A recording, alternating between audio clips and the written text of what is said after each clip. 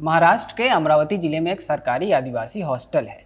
29 जुलाई के दिन एक लड़की अचानक यहाँ रोने लगी। साथ के लोगों को समझ नहीं आया कि आखिर हुआ क्या। समझ पाते उससे पहले ही वो हंसने लगी, फिर रोने लगी। हंसना और रोना चलता रहा। लड़की का इस पर कंट्रोल ही नहीं था। कितनी भी कोशिश की गई लेकिन उसका हंसना रोना रोका नहीं जा सका। बाद में वही लड़की बेहोश हो गई। हॉस्टल की दूसरी लड़कियां ये सब देखकर सहम गई। उन्हें समझ ही नहीं आ रहा था कि ये सब क्यों हो रहा है और ये सब रुकेगा कैसे। मुसीबत तब बढ़ी जब यही हरकत कुछ और भी लड़कियां करने लगीं। रोती, हंसती और लगातार बेहोश होती। लड़कियों को जब खाने के लिए बिस्कुट दिया जा रहा था तो वो खाने के बजाय उसे बस निहारे जा रही थी।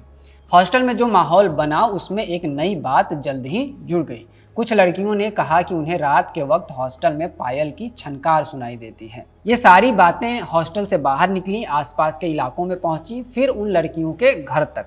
नतीजा ये निकला कि 852 में से 610 स्टूडेंट्स के परिवारों ने उन्हें घर बुला लिया और हॉस्टल लगभग खाली पड़ गया। ये सब क्यों हो रहा था? क्या ये किसी भूत की वजह से हो रहा था? स्कूल जिस जमीन पर बनी वहाँ के एक पेड़ को काटना इस घटना की वजह था या देवताओं का गुस्सा?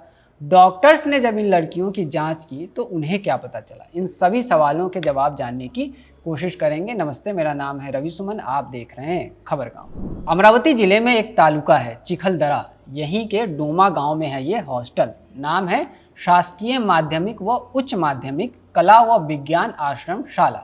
हॉस्टल भी है और स्कूल भी, जो उस इलाके में मशहूर है। आसपास के कई गांवों के बच्चे यहाँ पढ़ने आते हैं। कई बच्चे तो 50 किलोमीटर दूर से भी आते हैं। 1979 से ये स्कूल चल रहा है, लेकिन ऐसा कभी नहीं हुआ था जैसा पिछले महीने हुआ।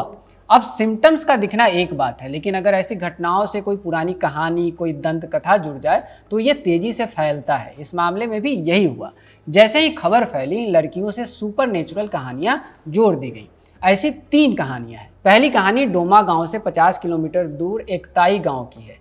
गांव की एक महिला का कहना है कि उसने एक भूतिया परछाई देखी थी और उसके बाद वो अजीब हरकत करने लगी। उसके बाद एक लड़की ने भी वही परछाई देखी और वो बेकाबू होकर हंसने रोने लगी। और इसी के बाद हॉस्टल की लड़कियों में भी यही सिम्टम दिखे। जहां अफवाहें फैली कि लड़कियों को कोई अज्ञात बीमारी हो गई है या उन पर किसी आत्मा ने कब्जा कर लिया है। हॉस्टल से निकलकर ऐसी अफवाहें गांवों तक पहुंची। बात फैली कि लड़कियों पर भूत प्रेत का साया है। एक थ्योरी ये निकली कि एक नया हॉस्टल बनाने के लिए महुआ के एक पेड़ को काटा गया था। आदिवासी समाज महुआ के पेड़ को पवित्र मानता है। मान्यताएं हैं कि इस पर आत्माओं का वास होता है। इलाके के लोगों का मानना था कि इस पेड़ की कटाई के बाद पूजा नहीं की गई थी और उसी कारण से लड़कियां बीमार पड़ी। हिंदुस्तान टाइम्स की एक रिपोर्ट के मुताबिक एक थ्योरी ये बनाई गई कि स्कूल की नाली से पास के मंदिर में गंदगी फैल रही थी। इस बात से देवता नाराज हो गए। न्यूज एजेंसी पीटीआई के अनुसार एक और थ्योरी इस घटना से जुड़ी।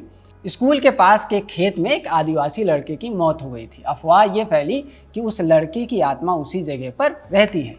इन सब के बीच एक और बात कॉमन थी। हॉस्टल की ज़्यादातर लड़कियों ने हाल फिलहाल में एक हॉरर फिल्म देखी थी। तो 5 बातें सामने आई। एक परछाई, महुआ का पेड़, स्कूल की नाली, एक लड़के की आत्मा और एक हॉरर फिल्म। इन सभी अफवाहों के बीच कुछ परिवारों ने डॉक्टर के बजाय भूमकों से इलाज करवाने का विकल्प चुना। आदिवासियों में भूमक वो व्यक्ति होता है जो ओझा की भूमिका निभाता है। इसके बाद इस घटना में भूत प्रेत आत्मा के साथ साथ चकवा यानी किसी जादूगरनी का एंगल भी जुड़ गया और भूमकों ने कुछ अनुष्ठान करवाए। जाहिर है उससे कोई फायदा हुआ नहीं। इसके बाद जिले की मेंटल हेल्थ प्रोग्राम की टीम ने इस मामले की जांच शुरू की। जांच के लिए 6 लड़कियों को चिन्हित किया गया, उनसे बातचीत की गई और उनकी मेडिकल जांच कराई गई। इसके बाद टीम ने अपनी रिपोर्ट दी। रिपोर्ट में सिम्टम को लेकर ये कहा गया कि लड़कियां जो बता रही थीं सच में वैसा ही हुआ, बल्कि उससे भी बदतर। रोने, हंसने और बेहोश होने के अलावा भी कुछ सिम्टम्स दिखे। लड़कियां अचानक बिना बात के डर गई थीं, भूख गायब हो गई, मेमोरी लॉस हुआ और उस वक्त उनके दिमाग में बस उदासी भरी यादें ही हावी थी। मेडिकल साइंस की भाषा में इसे डिसोसिएटिव सिम्टम्स कहते हैं। ये एक मेंटल ब्रेकडाउन है जिसमें इंसान अपने थॉट, अपनी फीलिंग, अपनी बॉडी और रियलिटी से दूर चला जाता है। यानी वो खुद से ही दूर हो जाता है और ये दुनिया उसे अनरियल लगने लगती है। मैं कौन हूँ, कहाँ हूँ, पैदा क्यों हुआ, जी क्यों रहा हूँ, क्या दुनिया सच में है या ये कोई सपना है, क्या टाइम रियल है, इस तरह के सवाल दिमाग में कौंधने लगते हैं। लेकिन ये सब किसी दर्शन की तरह नहीं होता, बल्कि अचानक होता है, जैसे कोई दौरा पड़ा हो। और ज़्यादातर मामलों में ये किसी गंभीर तनाव या ट्रॉमा का रिएक्शन होता है। मेंटल हेल्थ प्रोग्राम की हेड डॉक्टर स्वाति सोनोन ने इंडियन एक्सप्रेस से बातचीत में कहा कि असल में ये मास हिस्टीरिया का मामला है।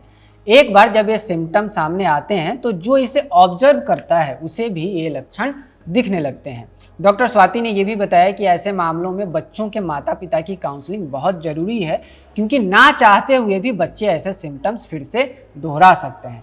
इंडियन एक्सप्रेस में additional commissioner tribal development Sandeep Gulait का बयान भी छपा है।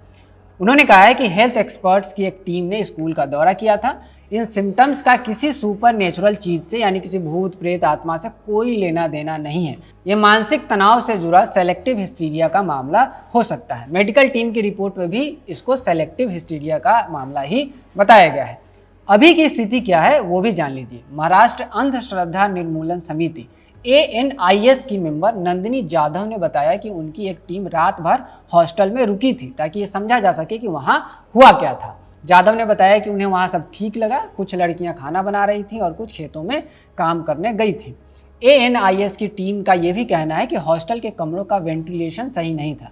ताज़ी हवा की कमी थी कमरे में, और एक कमरे में ज़्यादा बच्चे रह रहे थे, जिसके कारण साइकोलॉजिकल दिक्कतें हो सकती हैं। स्कूल के हेडमास्टर संजय चौधरी ने PTI को बताया कि लड़कियों को समझाने बुझाने और उन्हें स्कूल वापस लाने के प्रयास किए जा रहे हैं। कुछ लड़कियां लौटी भी हैं। हालांकि कुछ प्रभावित लड़कियां स्कूल तो आ रही हैं, लेकिन हॉस्टल में रहने के बजाय घर से ही आना जाना कर रही हैं।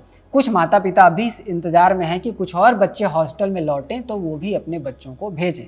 यानी अफवाहों का दौर थम तो गया है, लेकिन उसका असर अभी पूरी तरह से खत्म नहीं हुआ है। आगे जो भी अपडेट्स आएंगे वो हम आपको खबर गांव पर जरूर दिखाएंगे, इसलिए चैनल को सब्सक्राइब कर लीजिए और देखते रहिए खबर गांव। इस वीडियो को कैमरे पर रिकॉर्ड किया है हमारे साथी सर्वेश ने।